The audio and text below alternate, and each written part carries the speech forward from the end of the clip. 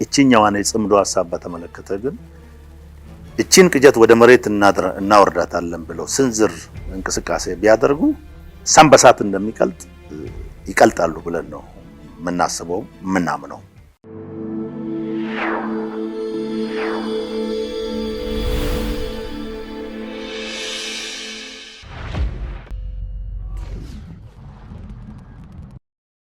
እንደ አለት እናቀልጣቸዋለን። ጽምዶን እንዳይሞክሯት። የኢትዮጵያ መከላከያ ሰራዊት ጄኔራል መኮንኑ በሱዳን ለሁለተኛ ጊዜ የተደረገውን የጽምዶ ግንኙነትን እንበጣጥሰዋለን ሲሉ አስጠንቅቀዋል። ሱዳን ለሁለት ዙር ያዘጋጀችውና ግብጽ ያደራጀችው ጽምዶ አዲስ አበባን ከመክበብ እስከ መፈንቅለ መንግስት የሚደርስ ዓላማ እንዳለው ይፋ ሆኗል። የኢትዮጵያ መከላከያ ሰራዊትም ለመጀመሪያ ጊዜ ለዚህ ጥምረት ምላሽ ሰጥቷል። እንመለከተዋለን። አብራችሁን ቆዩ።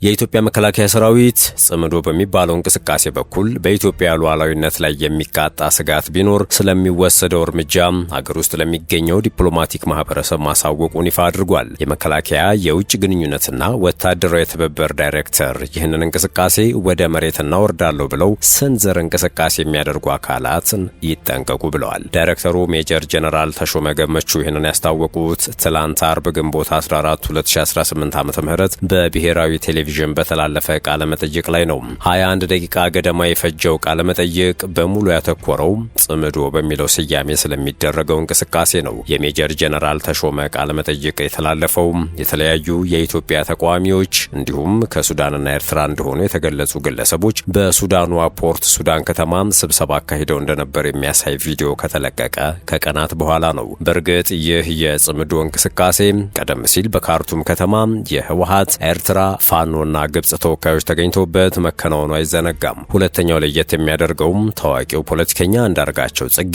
የኦብነጉ የቀድሞ ሊቀመንበር አብዱራህማን መህዲና የቤንሻንጉሉ አማጺ የተጋበዙበት በሚዲያዎችም ከፍተኛ ትኩረት የነበረው መሆኑ ነው። ዝግጅቱን የሚያሳየው ቪዲዮ የተለቀቀው ከኤርትራ መንግስት ጋር ግንኙነት ባለው ህድሞና ቲቪ የተባለ የዩቲዩብ ቻናል ላይ ነው። ከዚህ ቀደም ጽምዶ የሚለው ቃል በህወሓት አመራሮችና በኤርትራ መካከል ይደረጋል የሚባለውን ግንኙነት ለመግለጽ ጥቅም ላይ ይውል ነበር። እስካሁን ድረስ ሁለቱም ወገኖች በአመራሮች ደረጃ ግንኙነት ስለመፍጠራቸው በይፋ አልገለጹም። በትላንቱ ቃለ መጠይቅ ላይ ሜጀር ጄኔራል ተሾመ ከቅርብ ጊዜ ወዲህ ጽምዶ የምትባል ነገር የተጀመረችበት ሂደት እንዳለ ተጠቅሶ ስለ ጉዳዩ ምንነት ተጠይቀዋል። እንቅስቃሴውን ጸረ ሉዓላዊነት ሲሉ የገለጹት ሜጀር ጄኔራል ተሾመ ጫንቃቸውን ለፈርዖን ቀንበር በሰጡ የኢትዮጵያ አካላትና አካባቢው ላይ ባሉት ስብስብ የተፈጠረ ነው ብለዋል። መከላከያ ሰራዊት በራሱ ቻናል ተቀማጭነታቸውን በኢትዮጵያ ያደረጉ የአታሼ ማህበረሰብ አባላት ስለዚህ ጉዳይ በደንብ እንዲያውቁና ግንዛቤ እንዲኖራቸው ሰፊ ስራ መከናወኑን አስታውቀዋል። የመከላከያ ሰራዊት የውጭ ግንኙነትና ወታደራዊ ትብብር ዳይሬክተሩ እንደገለጹት አገር ውስጥ ላሉ አታሼዎች ስለ ሁኔታው ማስገንዘብ ያስፈለገው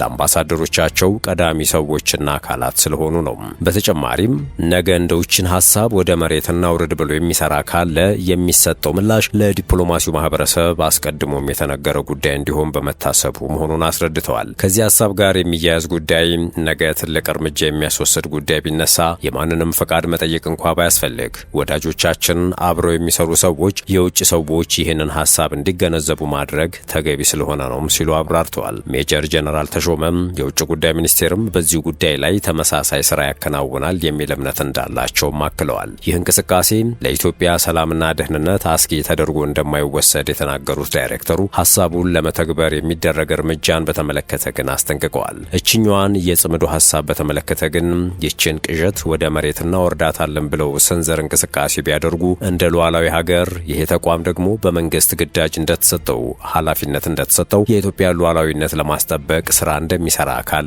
ሰም በእሳት እንደሚቀልጥ ላረጋግጥ እወዳለሁ ያሉ ሲሆን እኛም ይቀልጣሉ ብለን የምናስበው የምናምነውም ብለዋል። የመከላከያ ሰራዊት ለዲፕሎማቲክ ማህበረሰብ ገለጻ እንደሰጠበት እንደሚደርስበት የገለጸው የጽምዶ ዝግጅት በፖርት ሱዳን የተካሄደው በኢትዮጵያና ሱዳን መካከል የተፈጠረው ውጥረት ይፋ በወጣበት ወቅት ነው። ባለፈው ሚያዝያ ላይ በጀነራል አብዱል ፈታህ አልቡርሃን የሚመራው የሱዳን ጦር ከኢትዮጵያ የተነሱ የተባበሩት አረብ ኤምሬቶች ድሮኖች ግዛቱ ውስጥ ጥቃት መፈጸማቸውን በመግለጽ ወንጅሎ ነበር። ይህንን ክስ መሰረተ ቢስ በማለት ያጣጣለው የኢትዮጵያ መንግስት በበኩሉ ሱዳን ለተለያዩ ጸረ ኢትዮጵያ ኃይሎች ማዕከል ሆና እያገለገለች መሆኑን በማንሳት በምላሹ ከሷል።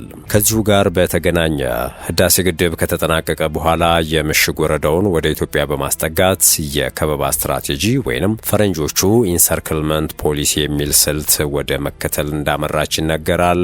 ግብጽ ይህ ፖሊሲ ኤርትራ፣ ሶማሊያ፣ ጅቡቲና ሱዳንን ከጀርባ በማስተባበር ኢትዮጵያን በቀጠናዊ ጦርነት ውስጥ መክተት፣ ጂኦስትራቴጂክ ተጽዕኖዋን መቀነስና በህዳሴ ግድብ ያገኘችው ድል በቀይ ባህርም እንዳይደገም መክታት ዓላማው ነው።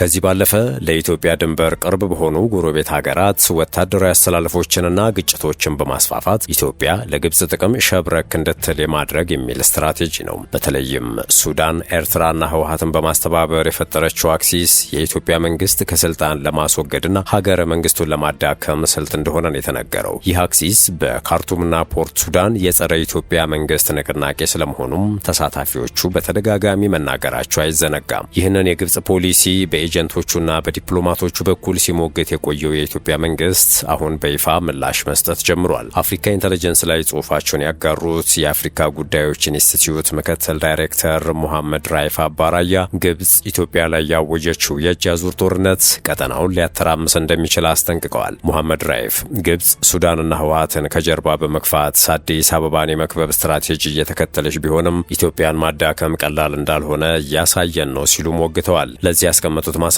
ደግሞ ኢትዮጵያ በግብጽ ስትራቴጂክ ሴራ የባህር በር ቢዘጋባትም የእርስ በርስ ጦርነት ውስጥ እንድትወድቅ ቢደረግም በ9.2 በመቶ የሚለካ የእድገት ምጣኔ ላይ ነች የሚል ነው። አቶ መሐመድ ግብጽ በህዳሴ ግድብ ድርድር እንዳልተሳካላት ሲገባት ሱዳን፣ ኤርትራና ህወሓትን በማደራጀት አዲስ አበባን የመክበብ ስትራቴጂ መጠቀም ጀምራለች ባይ ናቸው። ለዚህ ደግሞ በሱዳን የእርስ በርስ ጦርነት ውስጥ እጇን እንዳስገባች፣ ኤርትራን በኢትዮጵያ ላይ እንዳሰማራች፣ ህወሓትን ደግሞ ወደ ኤርትራና ሱዳን ጥምረት እንዲገባ ስለማድረጉ አትተዋል። ጸሐፊው ይቀጥላሉ።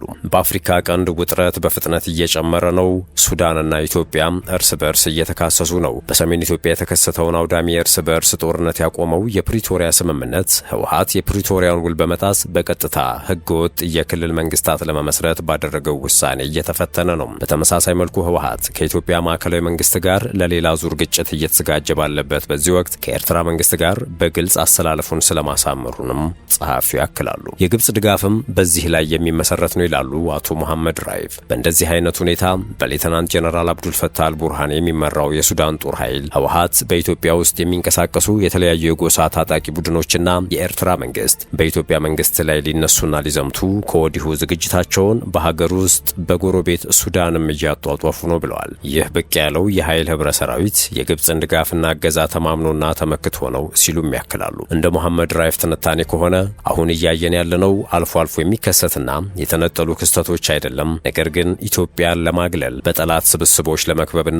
በመጨረሻ መንግስትን ለማዳከም ካልሆነም ለማፍረስ የተቀናጀ ጥረት መጀመሩ ነው ብለዋል። የዚህ ተለዋዋጭና የታቀደበት ሴራ ዋነኛ ጠንሳሽ ደግሞ ግብጽ ነች ያሉ ሲሆን ስትራቴጂካዊ ዓላማዋ ኢትዮጵያን በቁጥጥሯ ስር ማድረግና ከተሳካላትም ጨርሶ መበታተን እንደሆነ አክለዋል። ከዚህ የግብጽ በቢሊዮን ዶላሮች የሚከናወን አደገኛ እቅድ ጀርባ እንደ ዋነኛ መነሻ የሚሆናት ግብጽ በአባይ ወንዝ ላይ ከኢትዮጵያ ጋር የገባችበት ዘመናትን የተሻገረ የባላንጣነት ስሜት ነው ይላሉ። በተለይም ግዙፍና የኤሌክትሪክ እንደዚሁም የመስኖ ፕሮጀክቶች የሆነው ታላቁ የኢትዮጵያ ህዳሴ ግድብ መጠናቀቅ ደግሞ በግብጾች ዘንድ የደም ግፊትን መጨመሩን በመጠቆም ካይሮ የኢትዮጵያን ምኞት ለማፈንና ከምታለመው እድገት መክታት ትፈልጋለች።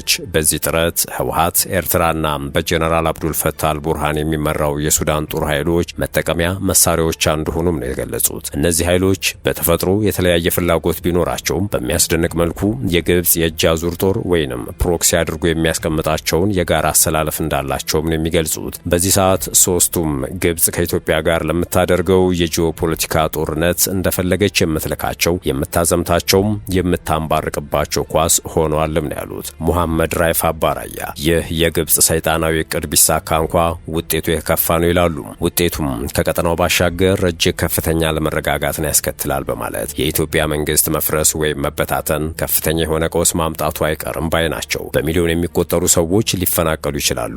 ይህም በመካከለኛው ምስራቅና በአውሮፓ ከዚህ ቀደም ታይቶ የማይታወቅ አደጋ ይዞ ይመጣል ሲሉም አስጠንቅቀዋል። ጅብ በቀደደው ውሻ ይገባል እንዲሉ፣ ይህ ከሆነ ደግሞ መንግስት አልባ በሆነችው ሀገር ጨካኝ ጽንፈኛ ቡድኖች ምቹ መንቀሳቀሻን መሬት ያገኛሉ። ይህም ከሳህል እስከ ቀይ ባህርና የአረብ ባህረ ገብ መሬት ድረስ ባለው ሰፊ ኮሪደር ላይ የመንቀሳቀስ ነጻነትን ይሰጣቸዋል።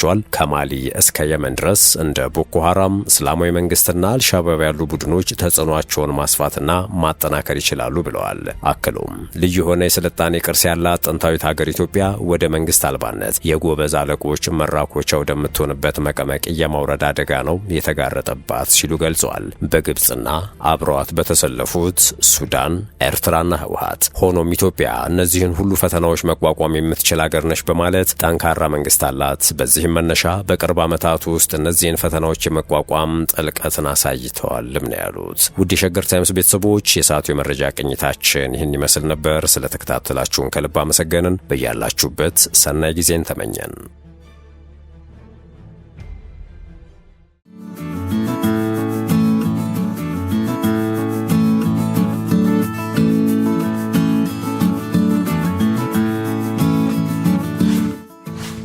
ሸገር ታይምስ ሚዲያን ሰብስክራይብ በማድረግና ደወሉን በመጫን ይከተሉን።